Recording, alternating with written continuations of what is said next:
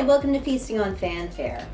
Now, Otakon is coming up, and I've gotten quite in the habit for many years of making candy to pass out to old friends and new. I'll tell you why. Fellow Otakon veterans, some of you may remember back in, I think, 2010, there was that time the fire alarm got pulled, and just an entire convention center, 20 to 30,000 of us nerds had to file out into the streets of Baltimore in the hot, sticky heat. And it was quite a sight to be sure, but it was really inconvenient. And I remember being in that crowd out on the streets in the blazing sun with people griping about my panel was disrupted, I lost my place in line, I was in the middle of a purchase, I hope my stuff is still there. Just angry, angry people. Now, me being the overpacking Girl Scout that I have always been, I had a cooler bag full of chocolate bars and granola bars and things like that, and I just went into gear and started handing snacks out to all these angry people. And I never will forget the difference it made. So many stressed, tired, upset people were suddenly just feeling a little bit more okay with everything. Since then, it has always been my habit to make sure that I have something I can give out, because you know conventions. Conventions are wonderful. They are a lot of fun. They are exciting, but they are overwhelming. They are draining. You're weird on your sleep, you're weird on your eating habits, and everything is happening so much. Conventions, wonderful, but I have always found that a little bit of a snack and a little bit of kindness can make everyone's experience so much better. To that end, I have a few candies that I like to make, and today I'm going to be showing you hard candy. Now, whenever I make this, I always get comments about how it seems so impressive, so difficult. I could never do that. Believe me, you probably can.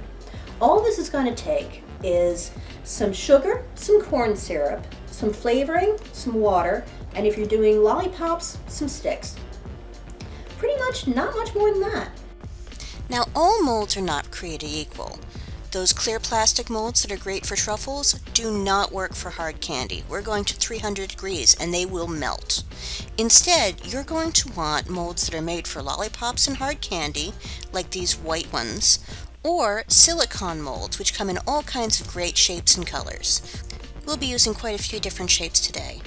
Now, we start off with 1.5 cups of sugar, 1/2 cup of corn syrup, and 1/4 cup of water. Go ahead and let that cook on medium-high heat until it reaches 300 degrees. You'll want to keep an eye on this because pretty soon it does start to bubble and boil. Now, it's going to be very hot, so be careful. While this is cooking, you do not want to walk away from this. It's going to plateau at points and it feels like it will take forever to get to 300 degrees, but it is going to speed up at other points in the cooking. I find it usually plateaus somewhere between 220 and 240 degrees before it really starts ramping up once again.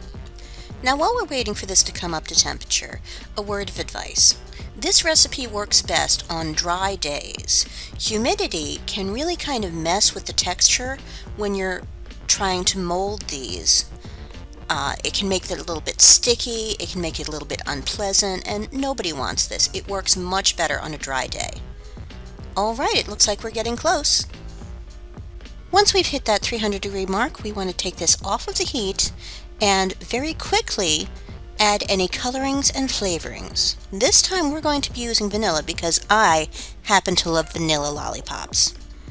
Now, for this much candy, I use 1.5 teaspoons of vanilla extract to give me a good, subtle, but still very present flavor.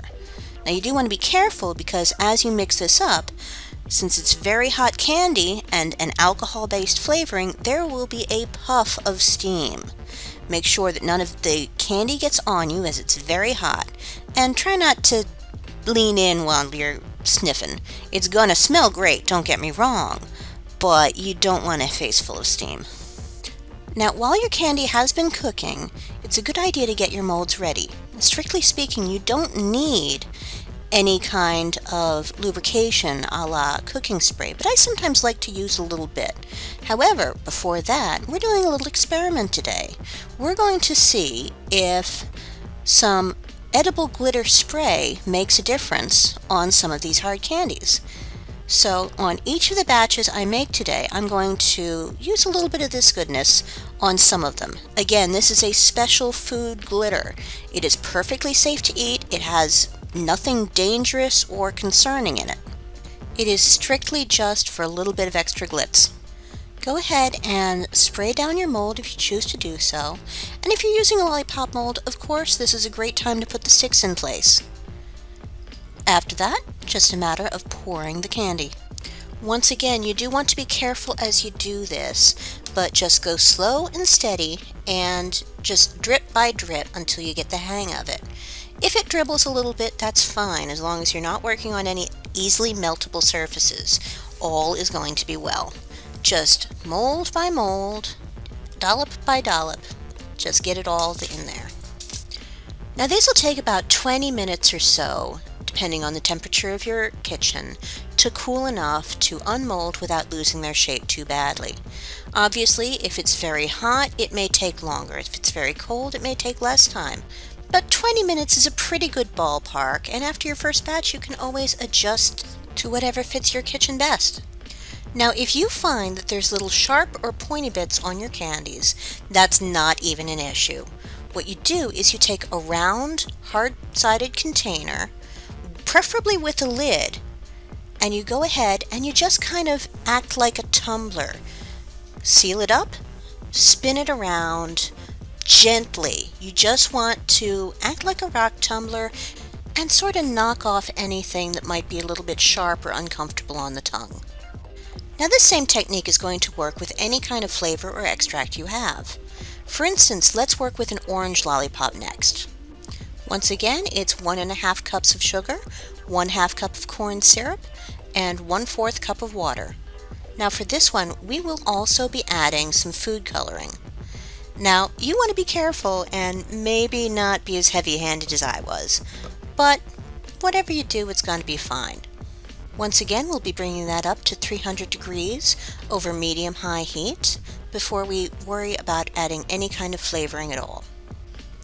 Alright, 300 degrees, let's go ahead and take this off of the heat and add our flavoring. Again, that's another 1.5 teaspoons or so of orange extract. We're going to mix that up really well and then pour it into our prepared molds. Watch out for that steam.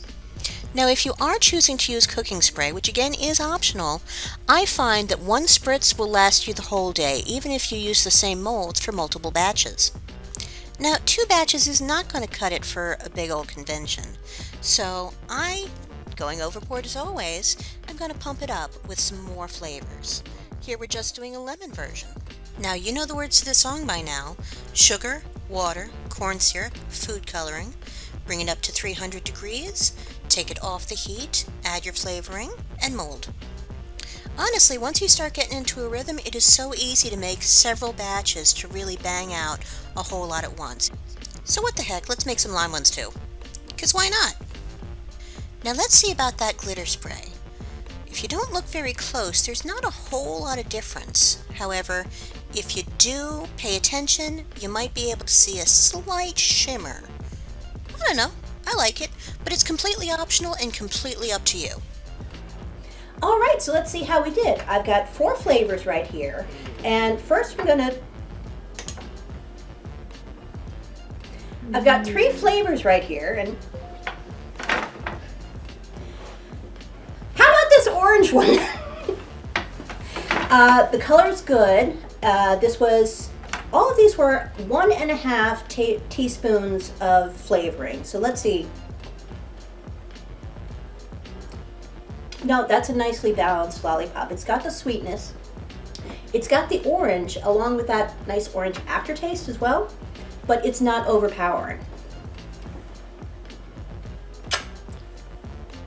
Very tasty. And whether or not you have any of the edible glitter on there is not going to make any difference. It doesn't affect the flavor at all. It's just fancy.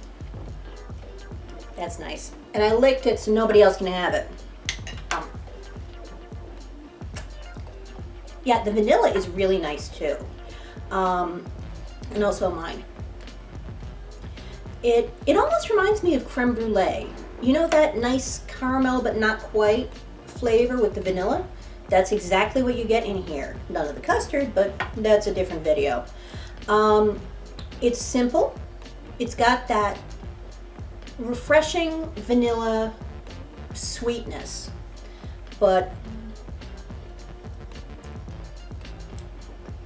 it's kind of I think it's sophisticated in its simplicity, but I think very highly of these.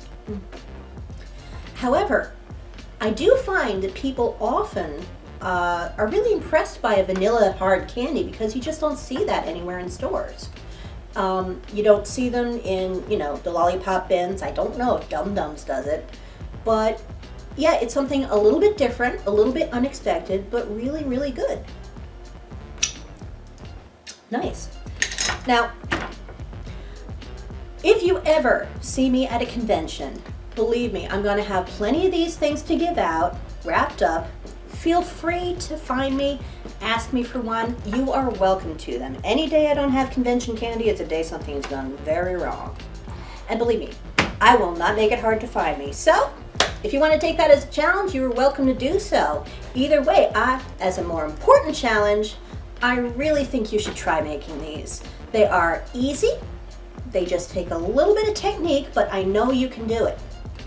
And of course, play around with flavors. Try peppermint. Try mixing lemon and lime. If you have some kind of funky flavor, that's great. If you want to put those little sprinkles in the middle after you, sprinkle them on after you pour, make it a little fancier, do that. Let me know what you come up with. And if you have anything that you want to show me, let me know in the comments, okay? Thank you so much for joining me. I hope to see some of you guys at conventions so I can offload some of my many, many candies. And I look forward to seeing you in the next video.